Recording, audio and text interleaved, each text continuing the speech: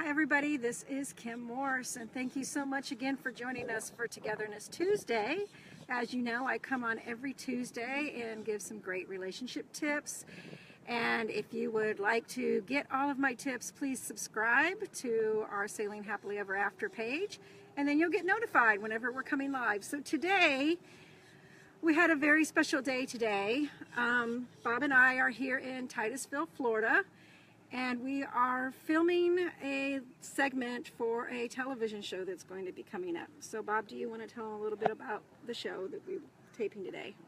Well, it was, it's going to be one of the crime series type shows, and we're not sure yet which network it'll be on, probably Investigation Discovery. But the thrust of the show or the interview was surrounding my daughter's murder that occurred back in July of 2000. And where it fits into Togetherness Tuesday is one of the things that I wanted to talk about, and I brought this up in the interview, was that if you're in a bad relationship, in a violent, abusive relationship, there's no fixing that. There's no coaching through that. You just need to get out. And that's what happened with my daughter. She kept going back, and we hear these stories so often in the news, and they frequently don't end well.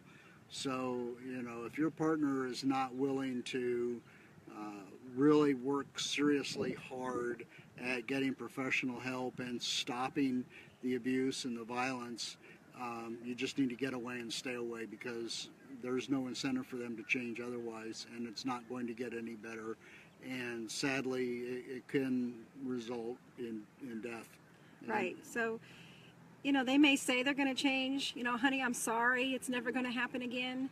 But you need to get away, and they need to get that help first before you even think about going back. This is a boundary that you need to set that you just cannot cross until they've gotten the help that they need. And sometimes there is no help. And if you've got friends and family telling you that someone's dangerous for you because... Yeah, listen to them. Pay attention. And honey, I'm sorry doesn't cut it. If they keep doing the same thing over and over again, they're not sorry. The only thing they're sorry about is that you got mad and left them for a couple days. When you go back, they're not sorry anymore. They've got exactly what they want, and that's control over you. So you need to break that cycle. Right. And the other thing that we wanted to talk about briefly was the families and the couples that have lost a child, like Bob has lost a child, and the grieving process and how difficult that can be. And it can be very destructive to the family, and to a lesser extent the friends that are left behind, but primarily the family, because so often families that get destroyed in the aftermath of something like this, and it's often because one person isn't grieving the same way another one is, and they think, well, you're not grieving the way you should be. And there is no right or wrong way to grieve. It is what it is, and each person has their own process. And they say there are 5 steps to grieving, but they don't come in any particular order, and you may repeat steps 1 and 3 over and over. You may go 1, 3, 1, 3, 1, 3, and then all of a sudden do 2, 4, and 5. So there's just no right or wrong way to grieve, and it's the way it is. Right, and getting help at a time like this could be really crucial, because that could help with the understanding of each other.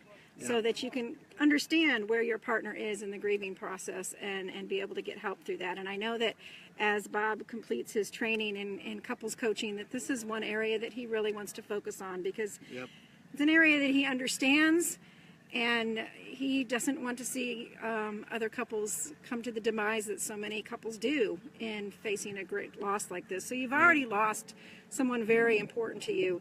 Let's not lose the bond that held you together too. Right.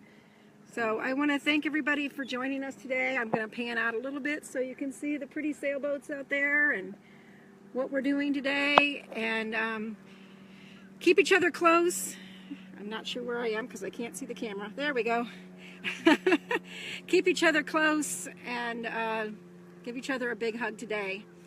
And look for the television show that's coming up. We'll probably be posting when it'll be airing. So, Yep. We'll let you know when it is and how to find it. all right. Thanks so much, and we'll see you next Tuesday. Have a great day. Bye-bye.